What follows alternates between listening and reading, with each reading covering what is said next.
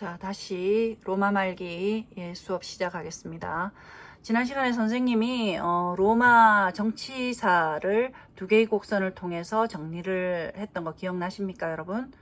여기 노트에 선생님이 이렇게 정리를 했었죠. 그래서 우리가 재정은 되게 바쁘게 휙 지나간 느낌이 있는데, 지난 시간에 잠깐 말씀을 드렸듯이 초기에 이제 아우구스투스가 옥타비아누스하고 같은 인물, 아우구스투스가 AD 14년까지 지중해를 다스리고 있었던 때의 영토를 보면 상당히 많은 영역이 이제 로마의 영지가 돼서 로마는 그야말로 굉장히 넓은 땅을 가진 대제국이 됩니다. 자, 이 이후에 로마는 476년, AD 476년까지 450년 이상을 이제 지속이 될 텐데요.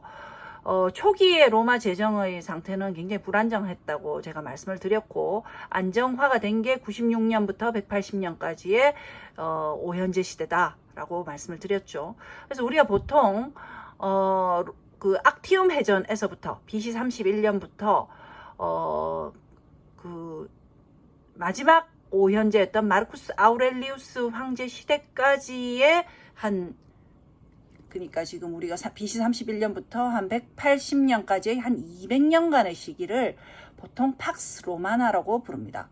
그래서 이 말은 무슨 로마에 의한 평화인데 로마가 너무 압도적이라 전쟁이 없다는 얘기죠. 팍스 로마나는. 그러니까 뭐 오랑캐와의 국경선을 두고 하는 전쟁이 없었다 이런 말은 아니고요. 그러니까 잘잘한 전쟁은 있었는데 강력한 어떤 라이벌이 등장하지를 못했다는 겁니다. 그래서 우리가 BC 31년부터 AD 180년까지 한 200여년을 우리는 팍스 로마나, 로마의 압도적인 힘에 의해서 지중해 세계에 어떠한 라이벌도 등장하지 않았던 로마의 완벽한 어떤 전성시대라고 얘기를 할 수 있겠습니다. 180년 이후에는 이제 혼란이 온다고 얘기했고요. 특히 3세기 중반 230년부터 280년까지 한 50년 동안은 극도의 혼란이 와서 왕이 무려 26명이 갈리는 그런 아주 극심한 정치적 혼란이 오고, 그 이후에 디오클레아티누스라든지 콘스탄티누스라든지 이런 황제들이 나와서 개혁을 시도했지만 결국 로마는 몰락하게 된다. 그래서 이 로마가 몰락하기 전에 395년에 데오도시우스라는 황제가 죽으면서 로마를 동서로마로 나누었고, 이것이 동로마 서로마의 기원이며, 서로마가 476년에 몰락하는 것을 우리는 로마의 몰락으로 본다. 이렇게 선생님이 설명을 했습니다. 그럼 여러분 궁금할 거 아닙니까? 동로마는 도대체 그러면 어떻게 됐나요? 이렇게 물어본다면 동로마는 1453년까지 지속이 될 겁니다. 동로마라는 게 어디냐 하면 여러분 여기 보입니까? 여기서 이제 이렇게 그러니까 그리스 반도하고 이쪽이 동로마 지역이고 로마와 이쪽 지역이 서로마 지역이죠. 그래서 요 경계선을 가지고 서로마는 476년에 게르만 용병대장에 의해서 몰락할 거고요. 동로마 지역은 1000년을 지속될 건데, 이 동로마는 사실 이제 이름이 바뀝니다. 비잔틴 제국이 되는 것이죠. 그리고 로마적 성격을 상당히 시간이 지나가면서 잃어버리기 때문에 그 이후에는 이제 로마의 하나의 후예로서의 이름은 남지만 실질적으로 우리가 서로마 제국의 몰락을 거의 로마 제국 전체의 몰락으로 보는 이유는 바로 거기 있습니다. 자, 어쨌든 이제 이렇게 정리가 될 텐데, 자, 로마에 우리가 선생님 사진 찍어 놓은 거 몇 가지 있으니까 조금만 볼게요. 요 유명한 게 이제 콜로세움이죠. 이건 선생님 2010년도에 직접 가서 찍은 사진인데요. 지금은 뭐 이탈리아에 우리가 가기도 힘들게 되겠지만 안에 내부 모습입니다. 자, 그리고 이제 이 로마의 몰락과 더불어서 여러분이 반드시 알아야 될 사항이 하나 있는데, 앞에 선생님 요 얘기 했었죠. BC 31년부터 이제 476년까지 재정을 정리를 했습니다만은, 로마 재정의 흥망성쇠 안에는 굉장히 중요한 요소가 한 가지 있습니다. 여기는 우리가 정치적인 얘기만 했지만 굉장히 중요한 종교의 등장이 있습니다. 선생님이 서양의 문명을 가로지르는 두 개의 흐름이 있다.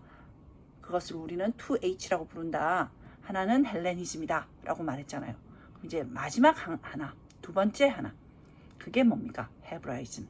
기독교인데, 도대체 기독교가 어디서 나왔느냐 하면 로마 역사 속에서 등장을 할 겁니다.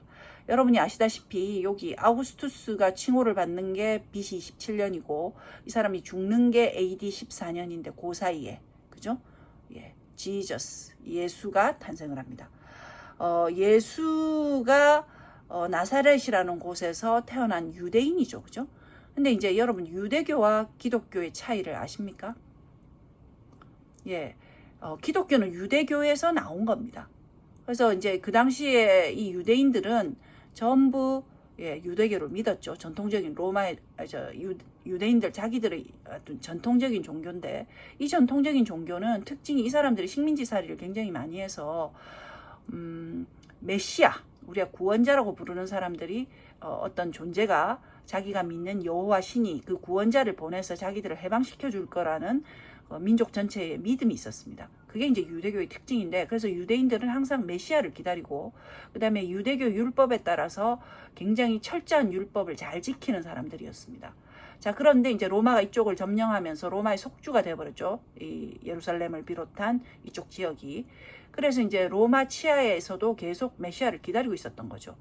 근데 이제 예수가 탄생하면서 예수가 자신이 하나님이 보낸 메시아다 라고 주장하고 신의 아들이라고 주장을 하면서 이걸 받아들인 사람들은 우리가 이제 기독교인 예수가 신의 아들이고 그래서 부활하고 뭐 이런 걸 믿는 사람들을 우리가 기독교인이라고 부를 거고요. 예수를 박해했던 사람들 예수가 신의 아들이 아니고 메시아도 아니고 사기꾼이다 라고 생각했던 사람들이 이제 우리 전통적인 유대교의 그 지배자들이었거든요. 그런 사람들 우리가 바리새인이라 그러는데 그 사람들은 예수를 그렇게 보지 않았습니다. 그냥 하찮은 뭐 랍비 정도로 봤죠. 그래서 예수가 자신이 신의 아들이라고 그 주장하고 다니는 건 신성모독이라고 생각했고 이 사람들은 결국 로마에 예수를 처형해 달라고 요청을 해서 여러분이 알다시피 로마 총독 빌라도가 예수를 죽이죠. 십자가형에 처하죠. 그래서 이제 그 이후에 예수가 부활했다는 소문을 들은 제자들이 모이고 그것을 믿는 사람들이 기독교라는 것을 만들어냈죠. 그래서 그 제자들이 예수의 가르침을 생전에 예수가 했던 가르침들을 전 세계에 포교를 하기 시작했고 그 중에 가장 대표적인 인물이 바울 들어봤죠. 바울 그리고 피터 그러니까 베드로 이 두 사람입니다. 그래서 이 사람들이 이제 전 지중해 지역으로 예수교 그러니까 기독교를 이제 전파하기 시작해서 기독교가 조금씩 퍼져나가게 될 겁니다. 초기의 기독교는 되게 박해를 많이 받았어요. 유대인들은 그러니까 예수를 신으로 인정하지 않는 신의 아들로 인정하지 않는 사람들은 그대로 유대교입니다. 그 다음에 이제 신으로 인정하는 게 기독교인데 이 기독교를 믿는 사람들은 로마에서는 굉장한 박해를 받았습니다. 왜냐하면 기독교가 로마의 국가 종교로서의 왕이란 존재를 신성화하는 것을 굉장히 인정하지 않거든요. 기독교인들이. 그래서 이제 이 기독교인들을 많이 박해를 하면서 여러분이 알다시피 뭐 검투사 이런 거 보면 기독교인들을 사자랑 싸움을 시키거나 뭐 이렇게 죽이거나 하는 굉장히 처참한 어떤 것들이 많이 있죠. 자, 어쨌든 이 기독교인들은 카타콤이라고 부르는 지하에서 모여서 몰래 예배를 드렸고 이게 불법화되어 있었기 때문에 여러 차례 박해의 대상이 됩니다. 자, 그런데 이게 이제 3세기경부터 우리가 로마가 무너지고 있었던 그 세기부터 기독교가 확 이제 세력을 얻기 시작합니다. 고전부터 조금씩 세를 늘리다가 그래서 여러분 이제 300년대가 넘어가면 지중해 전역에 거의 기독교가 퍼지기 시작했고 이게 로마의 지배층까지도 들어가기 시작해요. 로마의 귀족 부인들이 기독교를 믿기 시작한 거죠. 그래서 313년이 되면 여러분 여기 이제 노트 보시면 이게 자 보이죠? 기독교의 성립. 자, 예수는 유대교의 선민사상과 형식주의적인 율법을 배척했기 때문에 이제 유대인들로부터 미움을 받았고요. 그리고 자신이 메시아라고 불렀기 때문에 유대인들이 이 사람을 박해를 했고 결국 죽였습니다. 자, 그리고 베드로와 바울 등에 의해서 로마 제국 전체로 확산이 됐고 이게 이제 계속 그 황제 숭배 거부로 해서 박해를 받다가 313년에 콘스탄티누스 대제가 밀라노에서 칙령을 내립니다. 이건 뭐냐? 기독교를 인정해 준다는 겁니다. 국가 종교로 만든다는 건 나중에 일이고요. 그냥 합법화 시켜준 겁니다. 불법은 아니게 만들어준 겁니다. 그리고 이제 325년에 기독교 공의회라는 게 있습니다. 여러분 나중에 루터 할 때 여러분 이 공의회라는 말을 자주 보게 될 겁니다. 이건 뭐냐면 기독교의 고위 성직자들이 모여서 하는 회의를 말하는데, 자, 어떤 공의회냐면 이름이 니케아 종교회, 니케아 공의회라는 곳에서 하나의 원칙이 여러분 인정이 되는데, 그 당시까지 논쟁이 뭐냐면 예수의 인간성, 예수가 실제로 태어났던 실존 인물이었기 때문에 인성을 강조하는 파와 예수는 신의 아들이다 라고 하는 신성을 강조하는 파가 굉장히 대립돼 있었습니다. 교리적으로. 그래서 이제 그 중에서 아타나시우스파, 예수가 신의 아들임을 신성을 강조하는 파가 승리를 거두면서 소위 삼위일체설 알죠? 예, 성부와 성자와 성령이 하나다 라고 하는 정통교리가 확립이 됩니다. 이게 이제 로만 카톨릭의 기본 교리가 되고, 이게 또 오늘날 개신교의 기본 교리이기도 합니다. 자, 그리고 392년에 아까 우리가 동서로마를 나눈 그 마지막 황제 마지막 황제는 아니고요. 전체 통합 제국의 마지막 황제였던 테오도시우스 황제가 죽기 전에 3년 전에 로마의 국교로 만든 게 기독교입니다. 그러니까 로마에서는 이제 국가 종교가 기독교가 돼버린 거죠. 그래서 기독교가 로마를 집어삼켰다라는 말이 가능해진 겁니다. 자, 그래서 이제 유럽 전 지역으로 기독교가 확산되고 기독교가 지배자의 종교까지 되는, 그러니까 아주 낮은 계층의 종교였을 뿐만 아니라 이제는 전체 로마를 대표하는 종교가 되는 게 392년에 테오도시우스 황제의 로마 국교 선포였습니다. 그래서 395년에 이제 이게 동서로마로 분리되고 양쪽 다 기독교를 믿었던 거죠, 처음에는. 근데 여러분이 이제 이게 재밌는 게 다음 시간에도 계속 요거 조금 있다가 다시 더 동로마 제국 얘기를 하게 될 텐데, 이 동로마와 서로마가 나눠지면서 교회는 다 같이 하나잖아요. 근데 국가는 두 개로 나눠졌어요. 그래서 그 당시에 이제 로마의 기독교 조직을 보면 기독교는 우리나라 행정구역하고 비슷합니다. 조직이. 그래서 각 교구라 그래서 각 마을마다 하나의 작은 교회 그 종교 공동체가 있고요. 그걸 또 다 합해서 어떤 조금 더 큰 형태, 우리 같으면 동, 시, 군, 구 이렇게 시, 구, 군 이렇게 올라가는 그렇게 그런 행정구역 단위처럼 교구가 있고, 그 교구들 몇 개를 묶어서 주교구가 있고요. 주교구 위에는 대주교구가 있고, 가장 이제 큰 주교구자라고 해서 굉장히 중심 도시들, 기독교의 중심 도시들에는 대주교구자 중에서도 총대주교구자라는 게 있습니다. 그게 5개의 성지에서 주로 그런 게 있는데요. 그래서 우리가 뭐 주교님, 대주교님, 총대주교님 뭐 이렇게 부르죠. 그래서 총대주교 라고 부르는 패트리아크라고 부르는데, 그 패트리아크라는 가장 높은 이제 서열이 높은 기독교 성직자가 있었던 곳이 5개입니다. 5성지라 그러는데,